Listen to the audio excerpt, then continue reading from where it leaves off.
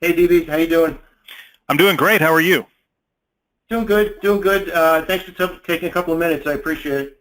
Yeah, no, absolutely. I know this is it's new and sometimes can be a little bit overwhelming. So let's try and break this down in a way that you can understand it. Okay, awesome, awesome. Obviously, I contacted you because I watched some of the free videos on the website, with basically the follow your trades type stuff, and they're awesome videos, but I didn't feel like I had enough knowledge to make the commitment to get started. And I mean, obviously, as a trader, I've been trading for a while. It's not a question. I understand what I'm looking at on the screen as far as a chart and something that looks similar to regular candlesticks, but I don't understand fully enough at this particular moment what's going on here. I mean, clearly there's so much more going on here than just candlesticks, and that's what's got me so excited to want to get to the point where I reach out. I normally don't do that. I usually just handle it, figure it out on my own, but I'm excited to take the next step, and I just want to make sure I understand what I'm looking at, if you don't mind. Yeah, no, absolutely. And I know a lot of people go through this. You're not an isolated case. I mean, when I sign up for something online, I generally just want to muddle through it, and I want it to make sense. And a lot of times that's just not the case. And in this particular example, I mean, we're looking at a lot of data that even longtime traders really aren't aware of, so to speak. I mean, you get in the habit of just looking at what's been presented to you and thinking that that's the entire universe. And in reality, there's a lot of data beneath all of the charts that traders are used to looking at. And what OFA does is just try to bring that out. So let's pick a point to start. I know you said you looked at some of the trading videos. I mean, the idea behind those are that we have a course for people to watch and kind of start to get the foundation of what's going on. But once you're looking at kind of the trading videos, you almost need to have that as an underlying foundation. Yep. So I guess we can focus on, obviously any average trader can look at that and see a trading range and then a breakout of the trading range. But before we do that, I wanted to bring up something that you had mentioned in one of the videos, which was the difference between standard candlestick charts only giving us 4 points of data. And then, obviously what you had in one of the free videos, this is the whole point I didn't understand. You said there's a lot more data and literally all of those trades that happen within that candlestick, and most of us, myself included, obviously that's why I'm on the call right now, is I only look at the open, the high, low, and close, but from it appears the OFA software is telling me a lot more than just the open, high, low, and close, and I'm assuming that's what the colored portions of the candles are? Yeah, that's certainly a layer of it, and the idea is that if you were to break down these periods, you've got thousands and thousands of trades in any given period, and what we're trying to do is isolate all of that data in a way that it starts to make sense, so that you can look at as much or as little as you want. And what we want to do is are kind of create a hierarchy of what we believe is the most important next step. And so, as you said, you've always taken the approach in a normal period that you have four basic points: the open, high, low, and close. And if we were to strip all the colors and everything off of this chart, that's exactly what you would see. So think of it in terms of the first step is that we need to add just a little bit more depth. We're not really trying to get to a third and fourth dimension here, but we want to add a little bit of depth to the chart. So when we have these individual blocks that are kind of colored, and you can see the red and the green and the gray, and traders get excited about colors a lot of time, and we have a lot of software that green means buy and red means sell, and people get excited about that. What we're trying to do here is to isolate a few more points in the actual period. So what I'd like to do is just kind of, let's back off of the colors for a minute and just kind of dial into just one of these periods. I'm just going to pick this big green one that's right here. So in this period, what we're saying is that, yes, there's an open, high, low, and close. And I know a lot of people are used to candlesticks being green or red. We kind of, because of the actual depth that we're providing here, we like to simplify that and say, well, because the wick is green, that means that this is an up bar. And if you can kind of take that approach, then you could say that, well, down at the bottom we have the open, and then we have the low, and we have the high, and we have the close.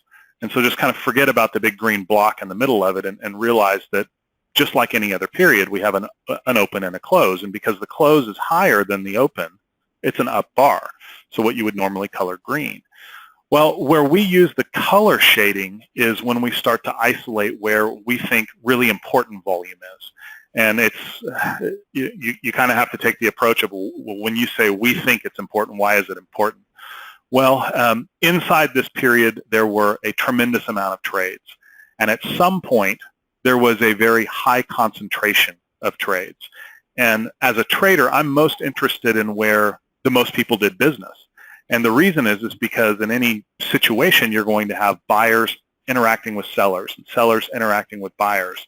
And at some point, one side is going to win, right? We're going to have a move in one direction.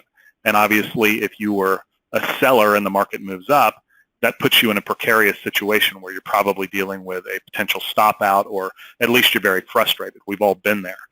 If you're the buyer, then you're on the right side of the market, and knowing where those buyers were profitable from can be helpful, and also knowing where those sellers are stuck upside down can be very helpful.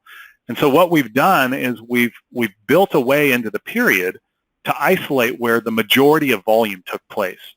And so in this particular period, these three price levels here that are shaded in green represent what we call a cluster of volume.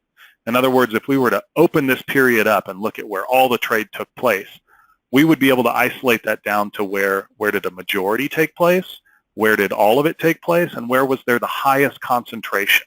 And in terms of profiling lingo, we call that the point of control, the single price which has the most volume concentrated in it. And that's represented by the darker color here. So the dark green in the middle of the single price, that is the price that had the most volume. But you can notice in some of the other periods, this one only has two, this has two, this one has four prices. Basically what happens is, if you were to just isolate a single price, you can imagine in a very large move, that might be just a very small data sample. And so rather than just saying, well, the one price that has the most volume, we want to look at a high concentration. And we've got some algorithms that do that for us. And so what we're looking at is, in any given period, we can see where the most bundled concentration of volume is. And so those outlier prices, other than the point of control, are shaded in a slightly lighter color. So here we can see two around the darker green, and here we can see two above the red and one below. And some of them only have two prices. This is another one with four. And so it really is left up to the math to determine the number of prices that make up that cluster. But it's all about finding the heaviest chunk of volume. So right there, we've already added a couple of pieces of depth to the candle. Right? We're no longer just looking at the open, high, low, and close. Now we're looking at where the most traders did business. And in terms of market profile and volume profile, whenever we've got a point of control, we call that the fair price, so to speak. That is the one price where the most buyers and sellers said this was a good place to do business. So here is where the sellers thought this would be a good place to try and sell off. And here is where the buyers thought this would be a good place to engage for a breakout. Does that help make a little bit more sense out of the data that we're looking at? Yeah, that was actually probably one of the biggest reasons that I had reached out, because as I was starting to look at the charts, I'm visualizing, and let's just use this one as an example. Let's say that's a large green candlestick in traditional candlestick, and let's say it has volume on the bottom, and just for argument's sake, it has a big volume candle. When I was watching your videos, I'm visualizing myself trading under normal candlesticks, for lack of a better way of putting it, and I'm saying to myself, well, this could be a giant green candle that traded 100 shares at the top. It looks like a monster candle, but it's really not, because nothing traded at the top. So that's really what got me the most. I actually started to feel like I was trading blind, because a traditional candlestick and volume chart aren't telling me the same thing. That's actually what I wanted to know. I was like, I wanted to make sure I'm hearing that right. It was profound. Well, you're hearing it right, and that's a lot of what we do by just isolating where that high concentration of volume is. Will start to make the candles just generally make a lot more sense. And this is a good example of a candle that starts a trend breakout.